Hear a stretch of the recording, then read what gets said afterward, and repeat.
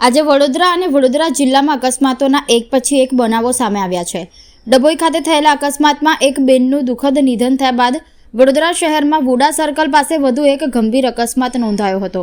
VUDA circle નજીક mini બસના આગલા પૈડા નીચે એક મહિલા આવી જતા બસ નીચે કચડાઈ જવાના કારણે મહિલાનું ઘટના સ્થળે જ કરુણ મોત નીપજ્યું હતું। અકસ્માતની જાણ થતાં જ ઘટના સ્થળે લોકોની ભીડ એકત્રિત થઈ હતી અને આસપાસના વિસ્તારમાં ટ્રાફિક જામના દ્રશ્યો સર્જાયા હતા। ઘટનાની માહિતી મળતા પોલીસ અને 108 એમ્બ્યુલન્સ ઘટના સ્થળે દોડી આવી હતી। અકસ્માતના બનાવ સંદર્ભે પોલીસે કાયદેસરની કાર્યવાહી હાથ ધરી છે તેમજ અકસ્માત કેવી રીતે થયો તેની તપાસ પોલીસ દ્વારા શરૂ કરવામાં આવી છે।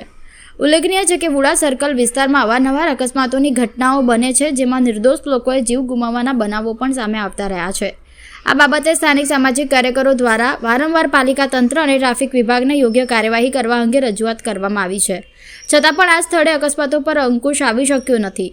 સ્થાનિક લોકો અને સામાજિક કાર્યકરોની માંગ છે કે તંત્ર આ મામલે ગંભીરતા દાખવે અને વુડા સર્કલ પર ટ્રાફિક વ્યવસ્થા સુધારવા તેમજ અકસ્માતો અટકાવવા માટે તાત્કાલિક અને અસરકારક પગલાં લેવામાં આવે। આજે સાંજે 5 વાગ્યાની આસપાસ એક એલએનટી સર્કલ આગળ જે ખૂબ જ વ્યસ્ત માર્ગ છે વડોદરા શહેરનો, એ સર્કલ પાસે એક્સિડન્ટ થયો છે જેમાં વૃદ્ધ બાનું 66 વર્ષના છે શકુંતલાબેન, એમનું ઘટના સ્થળે મૃત્યુ થયું છે।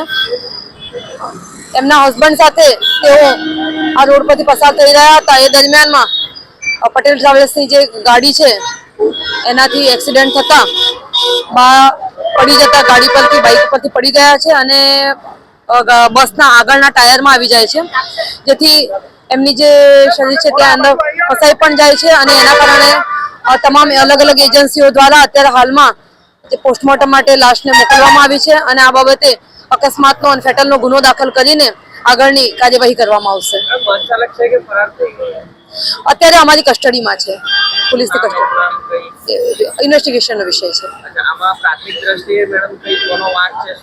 એ અમે ફૂટેજો અહીંયાથી કલેક્ટ કરવાનું ચાલુ કર્યું છે, પરંતુ મૃત્યુ થયું છે એટલા માટે આપણે એક્સિડન્ટનો ગુનો દાખલ કરીને આગળ ઇન્વેસ્ટિગેશનમાં એ કરીશું। દંપત નથી,